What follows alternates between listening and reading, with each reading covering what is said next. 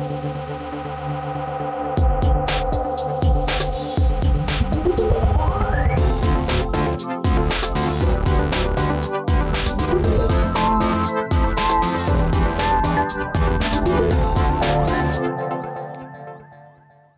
and welcome. You're watching Tech24 on France 24. I'm James Creedon. Coming up on this week's show, we take a look at compulsive gaming. The World Health Organization says there is such a thing as a gaming disorder, but some experts disagree. And in Test 24, we'll be looking at a positive aspect of gaming technology, an app that uses gaming features as a therapy for a hearing disorder.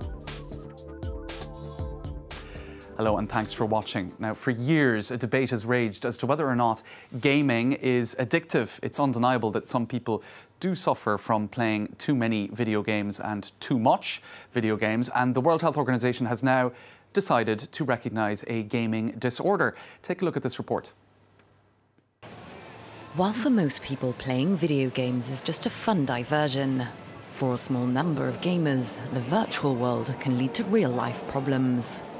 I actually ended up dropping out of high school not once but twice, never graduated, never went to college, and got to a point where I was pretending to have jobs, playing video games up to 16 hours a day, and eventually actually wrote a suicide note, and that's when I realized I needed to make a change. The World Health Organization has now classified compulsive gaming as a mental health problem. Confirming the fears of many parents, it says that video games can be addictive in the same way as cocaine or gambling. Christopher Mulligan runs a clinic for people in recovery from gaming addiction. He's happy with the WHO's decision. It is a problem and it deserves its own category and deserves credibility. So it's very significant. You know, the issue will continue to be just pushed back around is it an addiction, is it not an addiction, and also, you know, a lot of pushback from culture in general. Some critics have warned that the move may stigmatize young game players. But the WHO says that classifying gaming disorder as a condition will help families and health workers spot the signs when someone's at risk. It's usually teenagers or young adults who suffer from the condition. Many don't seek treatment. The organization estimates that around 3% of gamers may be addicts, and that many of these people likely have other underlying issues, such as depression, bipolar disorder, or autism. All right, now not all experts agree with the decision of the WHO. We're joined now from Oxford by Andrew Przybylski, who is an experimental psychologist based at the Oxford Internet Institute. Thanks very much for joining us, Andrew. Now, first question for you. What do you think of the World Health Organization decision? No problem. I think that they want to help gamers and young people more broadly, but the steps that they've taken, especially with this announcement, have really gotten ahead of the scientific evidence base. So it's not very clear if these symptoms are set in stone. It's not very clear what definition of games they've provided. And it's not clear why games have been singled out.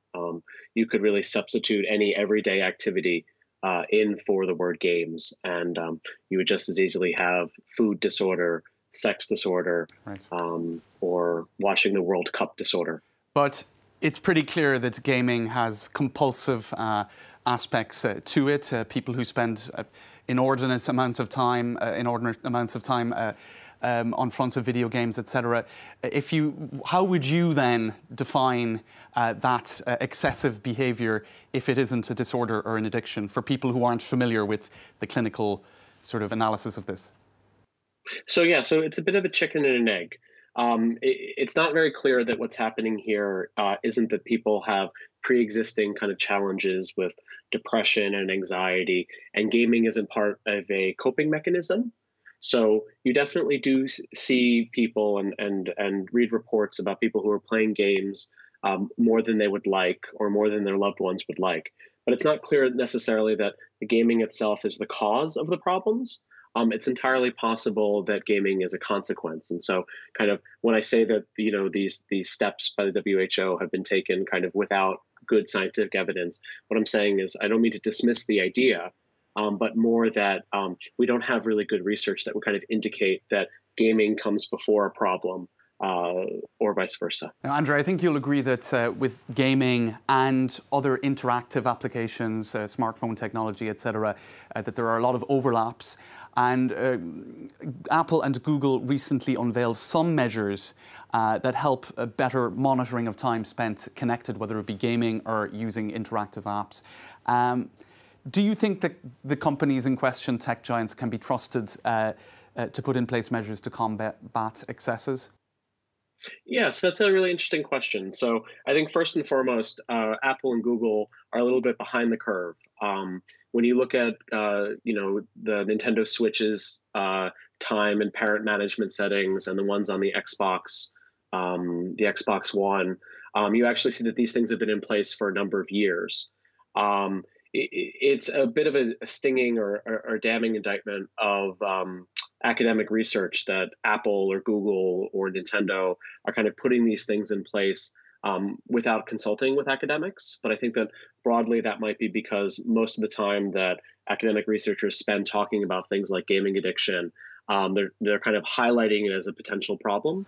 They're not really doing research that would indicate kind of what are the core things that might help someone manage their time better. And Andrew, just like if you have a problem with the use of the word addiction, the design of certain applications to move away, I suppose, from gaming to, let's say, social media, dating apps, etc. Built into the design, you have things like variable ratio reinforcement, feedback loops.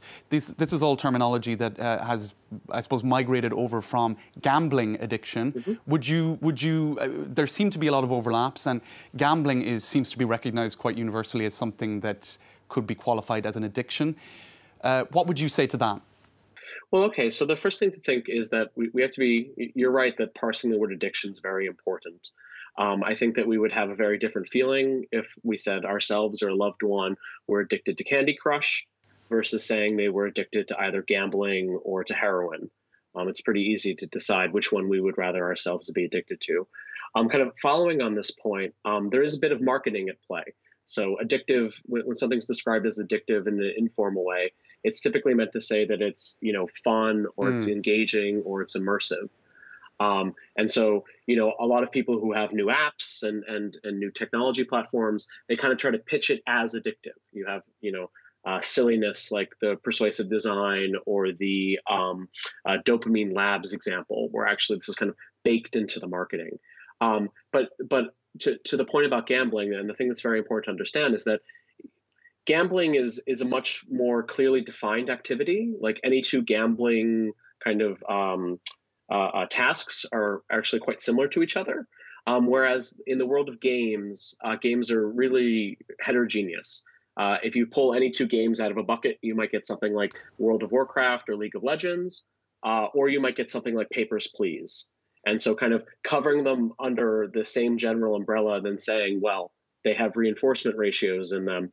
It's not actually very helpful. It's such a vast topic. Thank you very much for your thoughts. And so much more to be said on digital wellness and the whole addiction question. Thank you very much for joining us on France 24. Now it is time to turn our eyes to Gadgetry. It's time for Test 24 on Tech 24.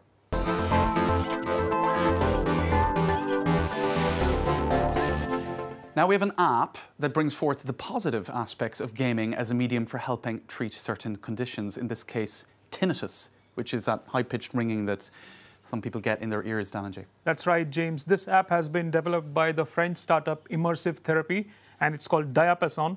Right now I have the test version of the app. It's not out yet in the market.